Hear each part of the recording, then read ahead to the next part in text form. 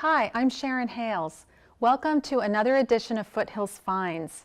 Today I'm in Glendale, California at 600 South Central Avenue in a place of incredible historic significance. And most people, not even the local residents, know that it's here. I'm in the American Heritage Library and Museum, which is provided by the Sons of the Revolution in the state of California. And it has the largest collection of holdings west of the Mississippi relating to the American Revolution and American history in general. And I'm joined today by Richard Breithopt, Rick we call him, and he is the President Emeritus of the Sons of Revolution and the current director of the library. Rick, thank you so much for joining us here today. We're glad to have you here. Thank you. And I'm really excited to hear the stories, what you have to tell us about what is within these walls.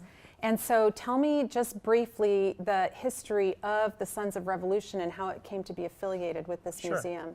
The Sons of Revolution in the state of California was founded in 1893, and it's composed of members who are descendants of soldiers who fought in the American Revolution.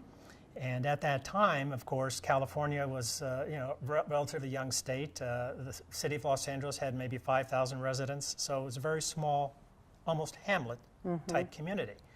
To grow the membership, they had to have people be able to prove their lineage all the way back to the American Revolution. Well, there was no internet, nothing here, so they started importing books out by rail car in the 1890s.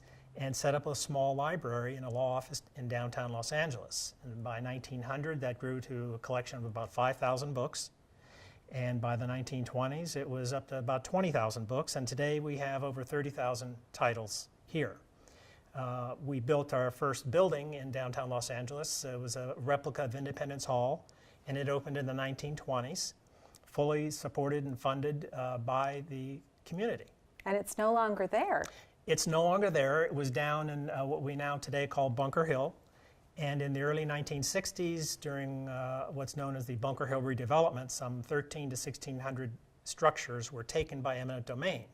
So the government came in, required you to move, they compensated you for that. And so we moved out here, and we've been at this location since 1974.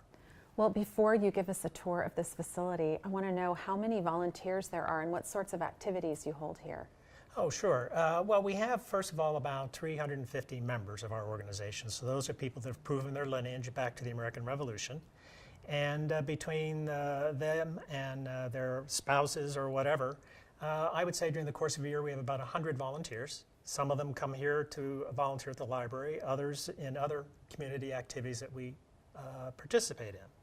An example of that is each February we have what we call the George Washington Reception. Very fun.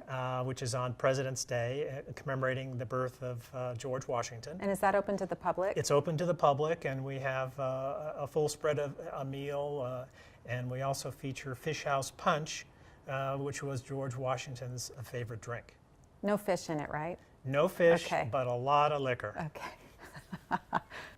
So when people come here to do research, they have to stay here. They can't take the books out, right? Right. This is what's known as a reference library. It's not a circulating library. So what is in here stays here, and people will come in and do their research. They can go online before coming here, and we have a complete electronic catalog that they could have already searched through to see if there's a particular title that's in this library. We are a member of OCLC, which is the Worldwide Library Consortium.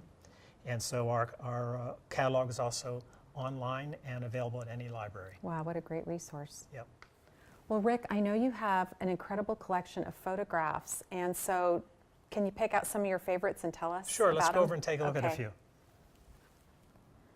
Rick, tell us about these photographs of some very handsome gentlemen waving their hats. Sure. We're blessed with several historic photo collections, and one of them is about our original building, which was a replica of Independence Hall in downtown Los Angeles. So as we were talking earlier, we had a groundbreaking for the building in the 1920s, and here's a picture of the groundbreaking, and in that picture are the Episcopal Bishop of Los Angeles, the President of Bank of America, a future president of the American Medical Association, very prominent people of the day who were all members of our organization. The Sons of the Revolution. Sons of the Revolution, that's correct. And I know you have photographs relating to Glendale specifically. Yes, another collection we have, in the 1920s, the Society hired a professional portrait photographer, and he took pictures of all of our members. And many of these were the original founders of the old Adams District. Many of those historic homes are downtown, and we were kind of excited about 10 years ago when that historical society came running over here, having just learned that this collection of photographs existed, because it was many of the original landowners and they had never seen them. And one of those, or two of those, are right here. One of our early members is probably recognizable to most people in the Glendale, Pasadena area. This is Henry Huntington. He was not only a member of our society, but was very active in the establishment of the first library, which of course is interesting given the library that has grown since in San Marino. Rick, I understand that you're also affiliated with the Daughters of the American Revolution. Yes, our facility is really the hub of all the hereditary societies in this area. And so we have many of the ladies' organizations like the Daughters of the American Revolution, the Daughters of the Cincinnati, and the Men's Society of the Cincinnati as well.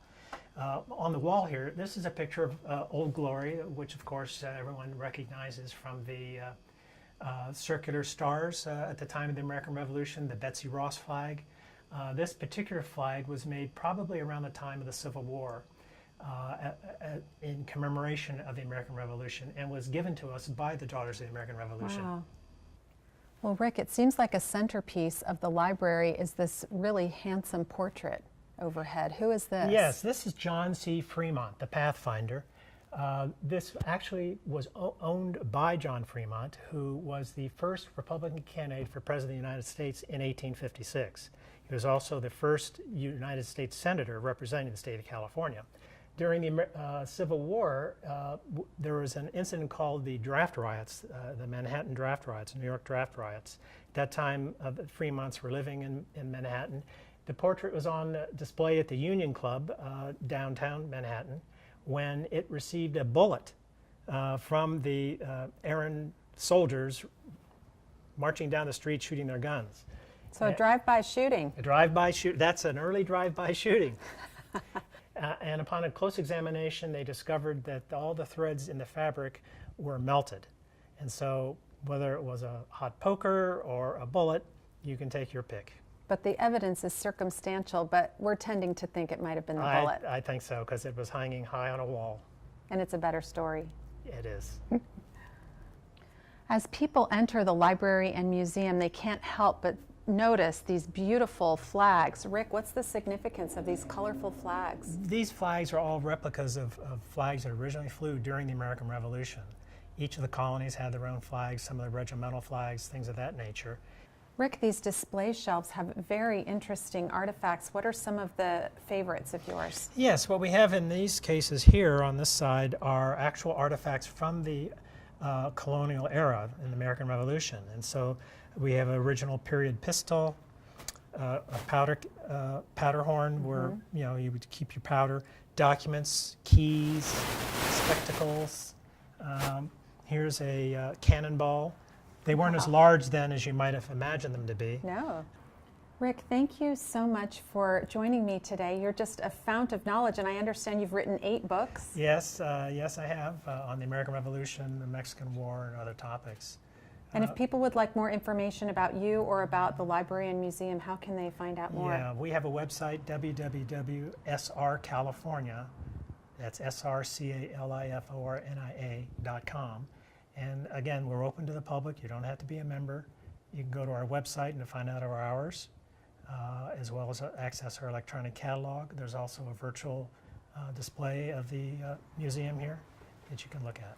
Well, thank you so much. I've learned so much, and now I'm excited to come back again. We're glad you could be with us. And thank you for joining me today on Foothills Finds. For more information about me or to contact me or to see my Foothills Finds videos, go to SharonHales.com, and I'll see you next time on Foothills Finds.